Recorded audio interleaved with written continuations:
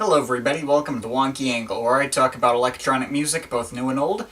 And today I'm talking about the third main album from Magic Sound Fabric, Observer. So this album marks a bit of a shift for Cameron Limbrick. It was one somewhat hinted at in the previous album with the track Perfect Light, in which he himself provided vocals.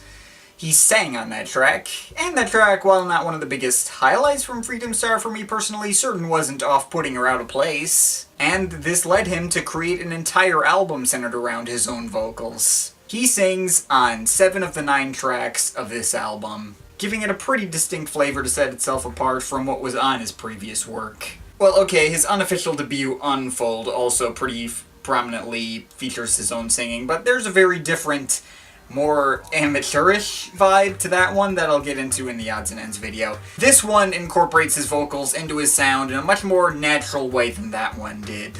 The lyrics tie everything together with the theme of his out-of-body experiences, and he can definitely put together catchy hooks. That said, I'm gonna have to be honest and say, of the main 4 Magic Sound Fabric albums, this is my least favorite. And the main reason for that is that I think the sound play and attention to detail is a step down from the last 2.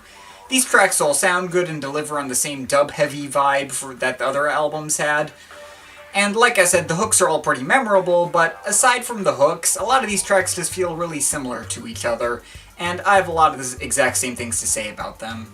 It's not quite as dynamic or interesting an album as the first 2 were.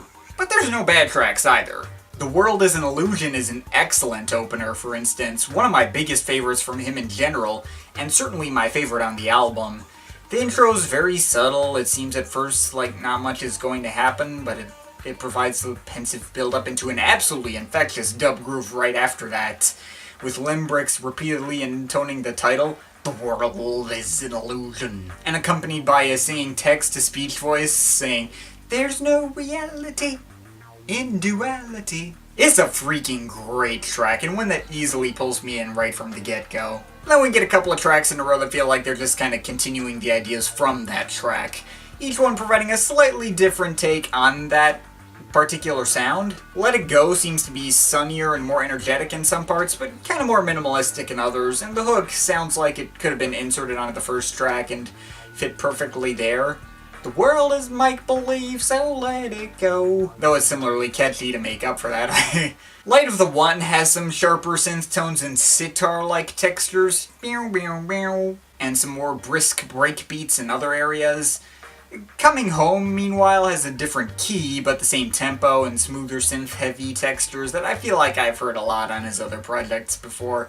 These tracks are all structured similarly and have almost the exact same general vibe, but also assure you I'm not going to be mistaking any of these tracks for each other.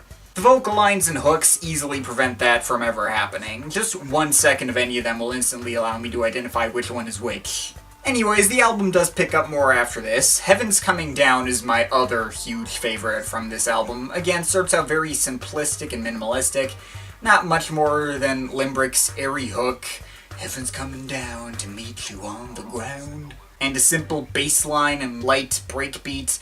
But there's several change-ups in the sound that are just fantastic. Some bright piano progressions, and one change-up halfway through where the track sounds like it's doubled in size, with a lot of quirky and almost funky synth progressions, and it sounds absolutely amazing. There is maybe a part of me that wishes he wouldn't use the word bliss so much, since I can only ever associate that word with the default Windows XP wallpaper, but there is something really cool about just the way he says it.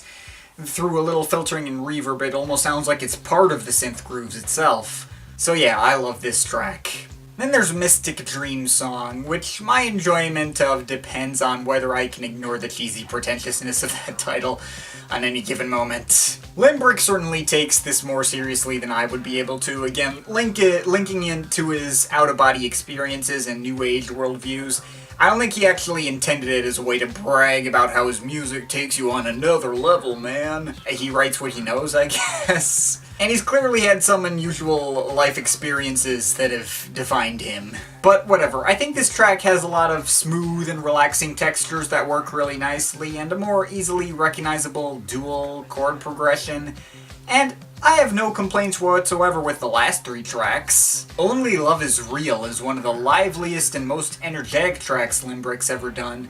A lot of really tight dub grooves and bright little electric piano chords, along with some deeper, funky guitar sounds and a much more acoustic sounding drum beat that I was half waiting to go into double time for much of it. Would have actually made for a pretty great dance song if it had done that. And the last 2 tracks are both instrumentals, the only 2 of their kind, and they're a very welcome addition. The flanging guitars and watery grooves of Majesty are really nice and refreshing, and make for one of the most appealing cuts in the bunch. And the ending, Beautiful, lives up to its title, delivering the usual kind of sounds and progressions you'd expect from Limbrick at this point, as well as a couple of reversed female vocal samples in various parts. And, yeah, that's everything. So yeah, overall, I will say this album definitely has moments of brilliance on it, but it's a bit less consistent than other previous Magic Sound Fabric albums, and the sound play doesn't offer much that we haven't already heard from him at this point, aside from the presence of vocals throughout.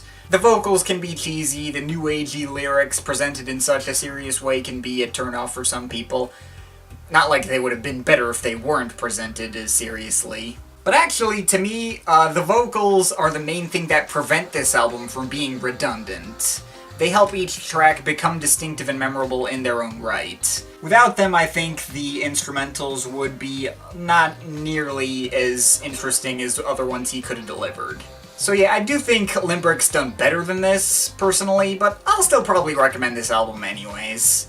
There's more to like about it than there isn't. There's some absolutely stunning moments on it, and even the lower points help make things flow together. It doesn't make me feel like I'm rising to another level in the same way his other work can sometimes, but that's not gonna stop me from returning to this every now and then. So yeah, I'm overall feeling a 7.3 out of 10. But of course, this is just my opinion. You can feel free to disagree with it, but I'd like to hear your thoughts, so leave the comments in the comment thing down there. Shout out to my Patreon supporters, they're awesome people. If you want to add yourself to that list or make me review something, link to my Patreon is in the description. But yeah, that's pretty much it. That's all for today. See you next time.